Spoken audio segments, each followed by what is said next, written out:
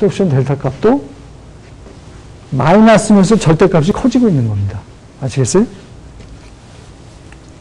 그 얘기를 제가 여기다가 지금 설명을, 여기다가 설명을 안 했네요. 조금 이따 나올 겁니다.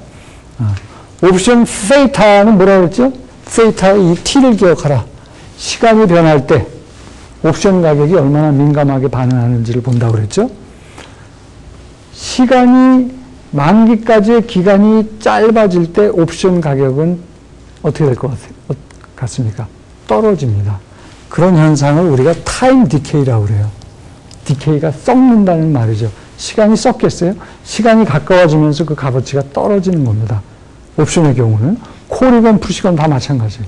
그 현상을 타임 디케이라고 얘기를 하고, 그래서 이 시간이 변할 때, 또는 이거 대신에 뭐 이렇게 표현을 할 수도 있다고 그랬죠.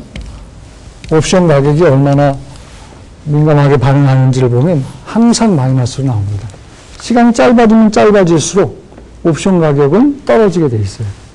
만기가 가까울 때 여러분들이 이제 뭐 옵션 투자나 옵션에 대해서 관심을 갖게 되면 이게 사실 굉장히 큰 문제입니다. 옵션은 만기가 가까워질수록 값어치가 급격하게 떨어지게 돼 있습니다.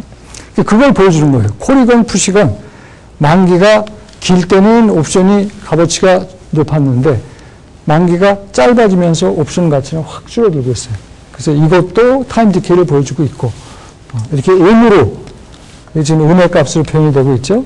세타가 지금 음의 값으로 표현되는 것 자체도 타임 디케이를 보여주고 있다. 대신 이제 이거는 기초자산 가격과의 또 세타가 함수로 이걸 풀면은 이게 어떤 기초자산 가격에 대한 S에 대한 함수 값으로 표현이 되기 때문에 마이너스 값이지만 이렇게 복잡한 모양이 나오게 됩니다. 근데 뭐 이것까지는 마이너스만 아시면 되고요. 이렇게 복잡한 관계는 모르셔도 됩니다. 베가는 뭐라고 그랬죠? 베가? V와, 그죠? 변동성, volatility. 변동성이 변할 때 옵션 가격이 얼마나 민감하게 반응하는지를 보여주죠. 자, 원래 블랙쇼스 모델은 변동성이 일정하다는 가정하에서 만든 모델이긴 합니다. 그렇지만 실제로 들어가면 실제 기초자산이 뭐 주가건 뭐 다른 무슨 어떤 기초자산이건 일반적으로 변동성이 일정하지가 않습니다. 그게 현실이에요.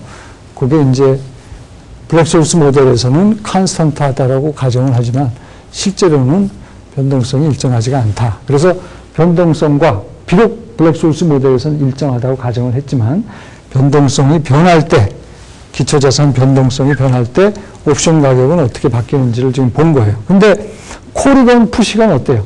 변동성이 커질수록 옵션 가격은 콜이건 풋이건 상관없이 다 커지죠. 그래서 이렇게 서로 양의 상관관계를 지금 보여주고 있습니다. 아시겠어요? 그 다음에 로는 뭐죠? 로는 뭐라 그랬죠? 이 레이스로 기억을 하시고 금리가 변할 때 옵션 가격은 얼마나 민감하게 반응하는지, 그죠? 금리에 대한 민감도를 나타내는 게 바로 로라고 그랬어요. 근데 콜옵션은 기울기가 양이고 풋옵션은 기울기가 음이네요. 왜 그럴까요? 그러니까 금리가 높아갈 때 콜옵션은 콜옵션의 가치가 올라가요. 왜 그러죠? 콜옵션은 기초자산을 미리 정해진 행사가격 주고 사는 권리라고 그랬죠.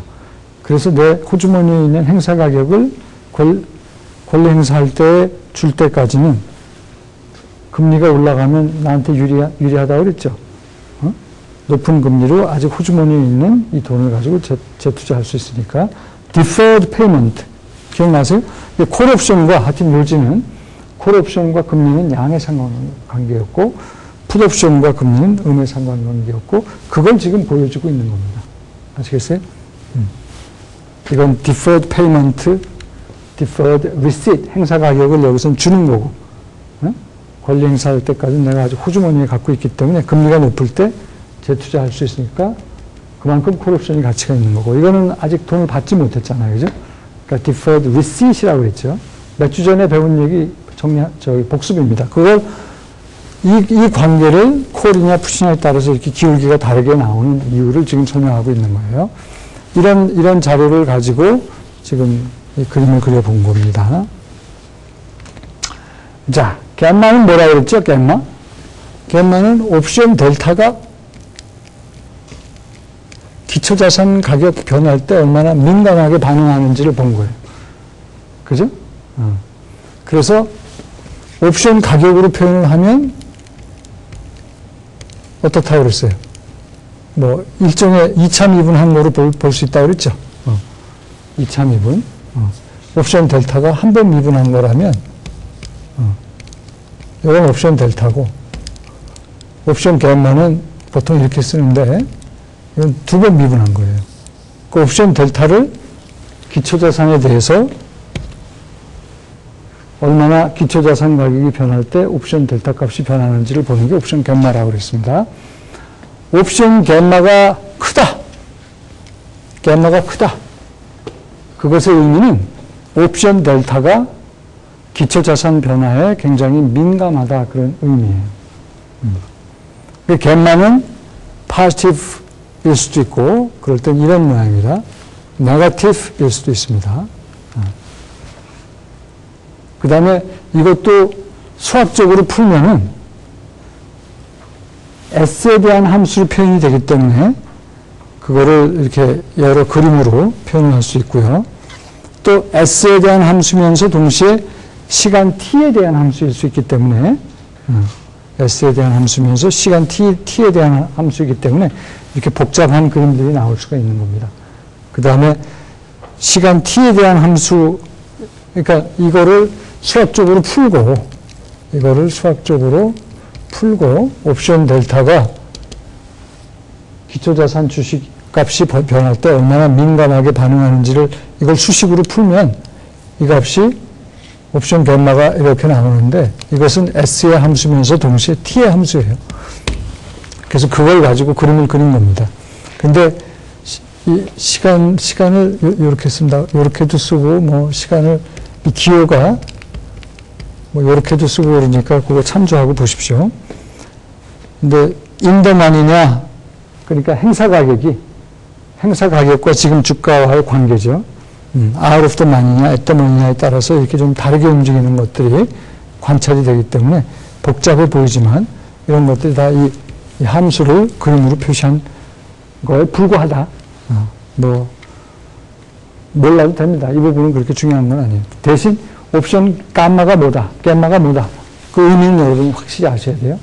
이것은 기초자산 가격이 변할 때 옵션 델타가 얼마나 민감하게 반응하는지를 본 거예요. 오케이?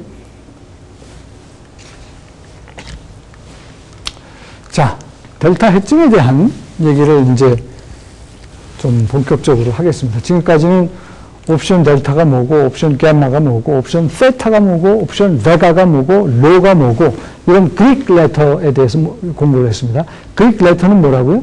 그런 옵션에 영향을 미치는 여러 요인들이 변할 때 얼마나 옵션 값이 민감하게 반응하는지를 보여주는 게 그릭 레터라고 했잖아요.